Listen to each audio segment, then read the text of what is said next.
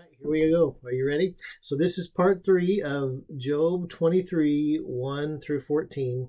And what you should do in life's darkest moments. You know, if you belong to the Lord, if you don't belong to the Lord, you don't have a whole lot of options. If you're going to depend on your own strength, you're going to run out like a laptop that the battery, I see down here, my battery, let's see. My battery has 72%. And so, you know, it'll run just like it's plugged in for another 72%, and then it won't. And so, your strength will drain. You'll get weary. I mean, and Christians go through that too. But we have somewhere we can plug into and get grace. It says that in James 4:6 and 1 Peter 5 and Proverbs that the Lord gives grace to the humble, that those who have humbled themselves before him and are attached to him, but he opposes the proud. And life is hard enough. I don't know about you, but life is hard enough without God himself opposing you. See, there's no way to win. If you can't beat him, you should join him. there's some truth in that. There's a lot of truth in that, actually. But so here we are in Job 23. Job's blameless and upright. Everything that he has or cherishes apart from God has been taken away from him. And Job answers his friends, and he says, even today, in verse 2, Job 23:2, in the middle of your Bible, Job 23:2, even today my complaint is bitter, and my hand is listless because of my groaning. Sound familiar? I mean, people are complaining about a lot of things these days. I mean, most people do. They complain about being uncomfortable or lack of security. You know, I haven't saved for retirement, or I don't know where this is going to come from tomorrow, or whatever. Their lack of convenience, that kind of thing. And so my complaint, though, is bitter. It's especially bitter. This is worse than normal. And my hand is listless because of my groaning. See, you're not supposed to give in to bitterness. I mean, that's when you resent something and then it goes on for a long time and it really gets bad. And my hand is listless because of my groaning. People are kind of tired. I mean, you ever wonder why you get tired? You haven't done anything really much in the last, week or two, if you're cramped up and indoors, unless you're on a treadmill or you're intentionally going out and exercising.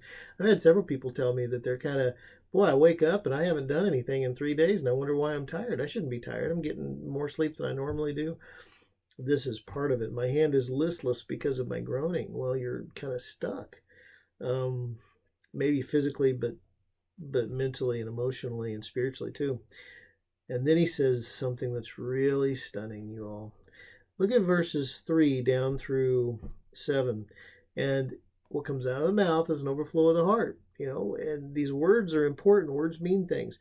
And he says, oh, that I knew where I might find him, talking about God, that I might come to his seat. And it's fascinating. Every time the Bible talks about seat like this, it has to do with the judgment seat.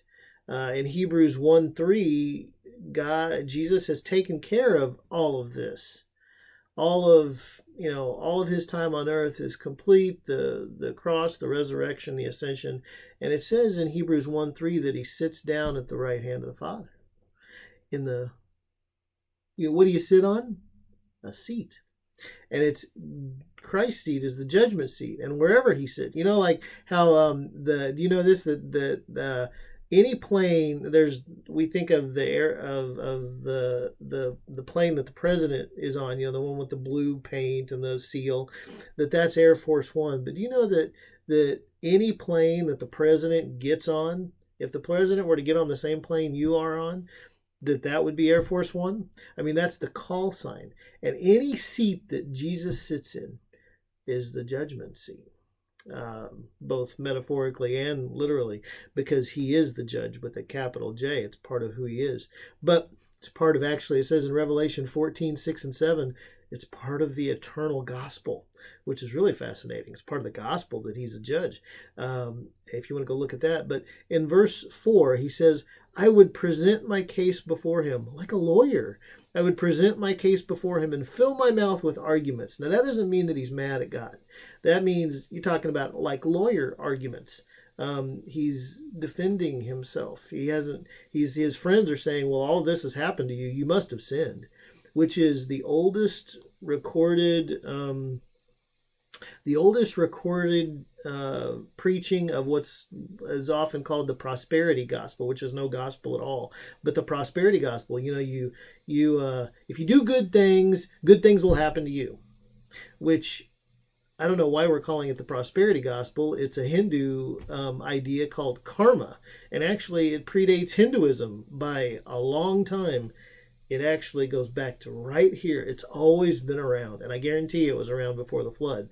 This idea that you do good things and good things will happen to you.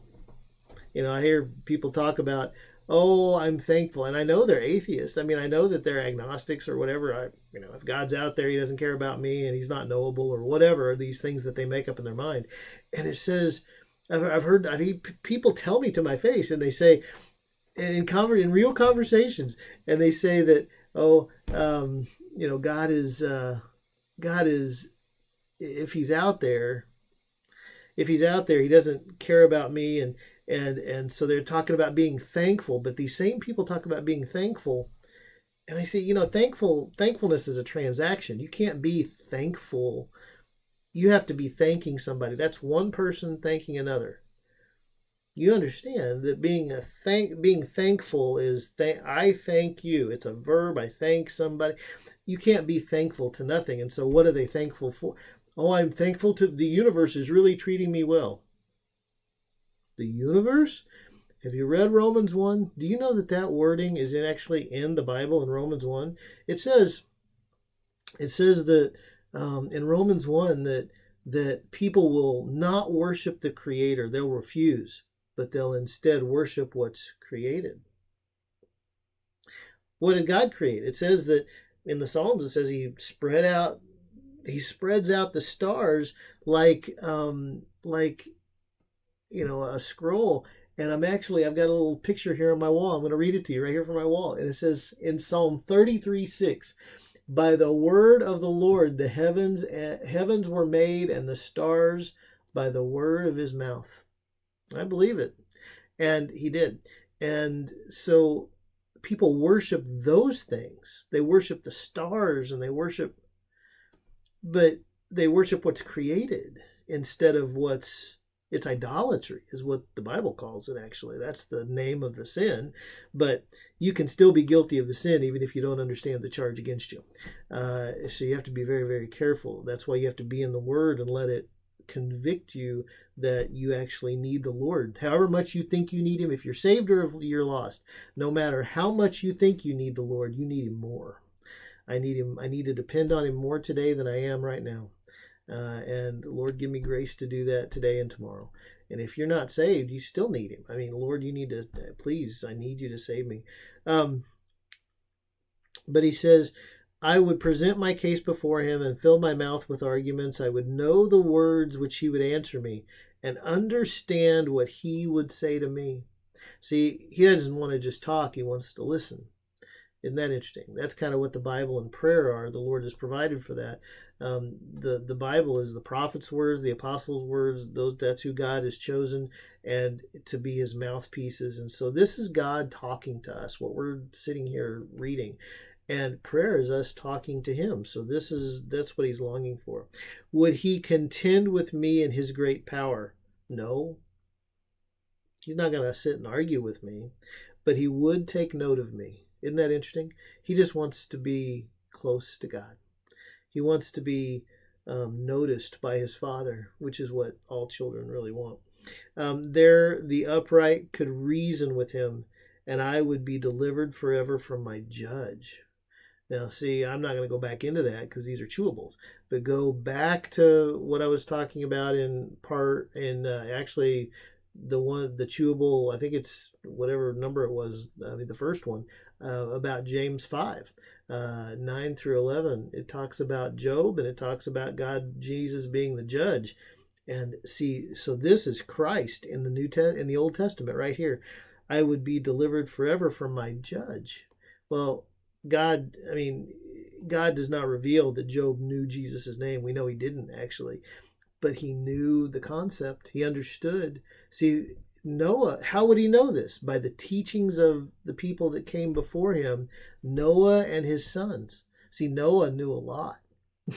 And he was passing it along. God had revealed a lot to him. And all of that is lost in the written record, of course. But God preserves this knowledge here. And so I want to stop there and just let there be a part 4. And isn't that fun? So you can just do 1, 2, 3, 4, and who knows, maybe 5. We'll see. The more the merrier, maybe. We'll see. I don't know.